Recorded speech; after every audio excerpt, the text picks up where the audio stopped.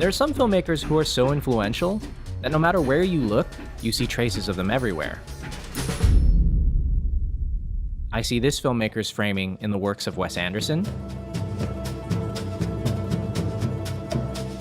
his acrobatics and stunts in Jackie Chan, and his deadpan posture in Bill Murray.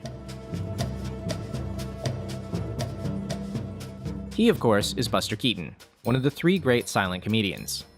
He was, as we're now beginning to realize, the greatest of all the clowns in the history of the cinema. And nearly 100 years later, I think he still has plenty to teach us about visual comedy. So today, let's take a look at how the master builds a gag. Ready? Let's go.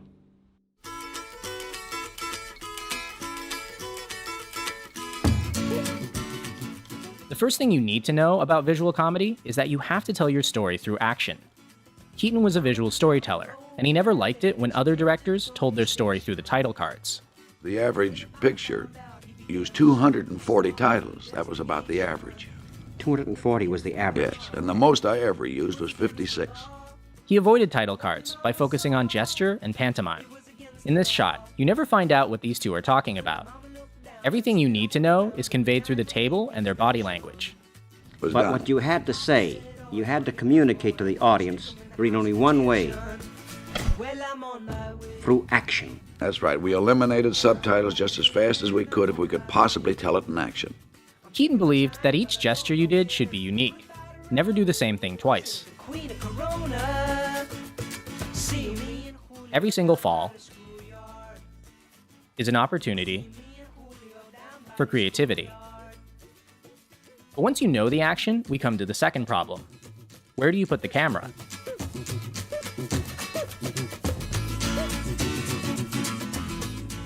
Visual gags generally work best from one particular angle. And if you change the angle, then you're changing the gag, and it might not work as well. Finding the right angle is a matter of trial and error. So let's take a look at two possible camera placements for the same joke. Here's the first one.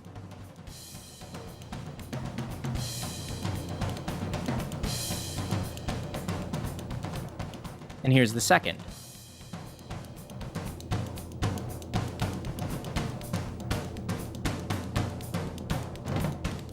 You'll notice in the first angle, the car takes up most of the frame, and we don't get a clear look at Buster until he turns around. But in the second angle, the car is placed in the background, and we always have a clear view of his face. This split second, where he doesn't know what's happening but we do, that's much better from over here.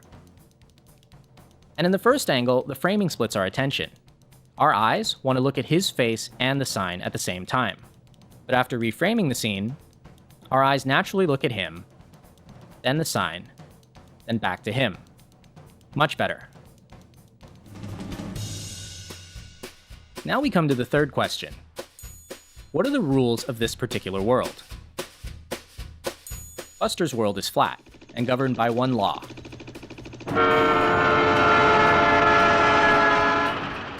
If the camera can't see it, then the characters can't see it either. In Buster's world, the characters are limited by the sides of the frame and by what's visible to us, the audience. And this allows him to do jokes that make sense visually, but not logically. A lot of his gags are about human movement in the flat world. He can go to the right, to the left, up, down, away from the lens, or towards it. Look familiar? She's been murdered, and you think I did it. Hey! Like Wes Anderson, Buster Keaton found humor in geometry. He often placed the camera further back so you could see the shape of a joke.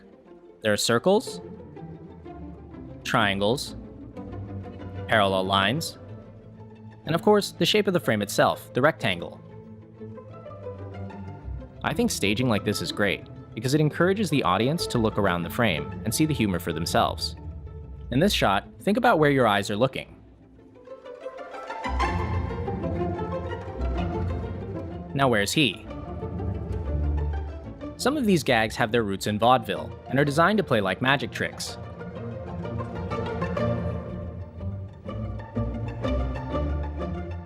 like all great magic tricks, part of the fun is trying to guess how it was done. Keaton had a name for gags like these. He called them impossible gags.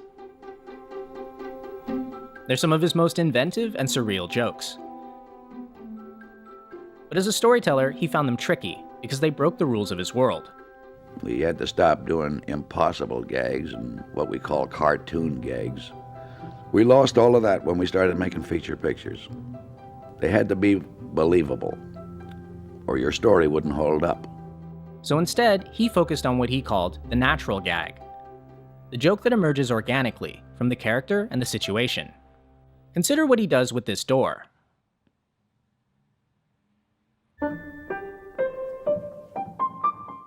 Keaton claimed that for visual comedy, you had to keep yourself open to improvisation.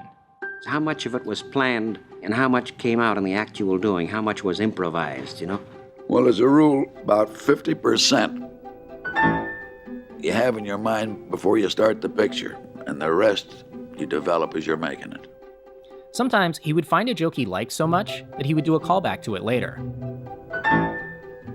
But other times, jokes that he'd planned beforehand wouldn't work on the day, so he would just get rid of them. Because they don't stand up and they don't work well. And then the accidental ones come.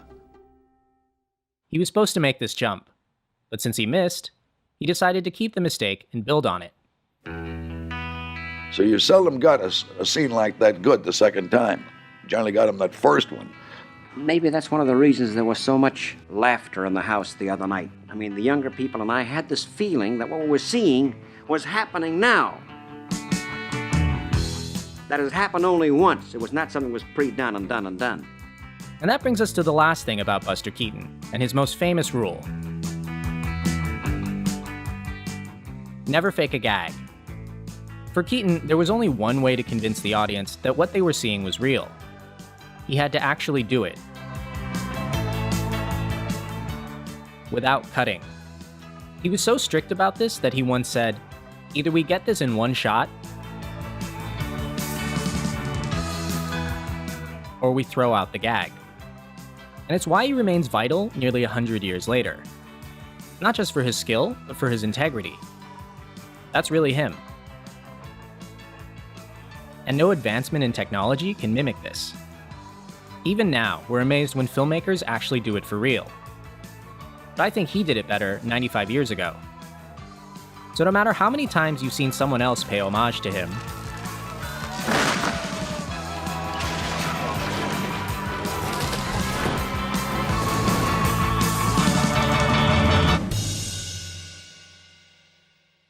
nothing beats the real thing.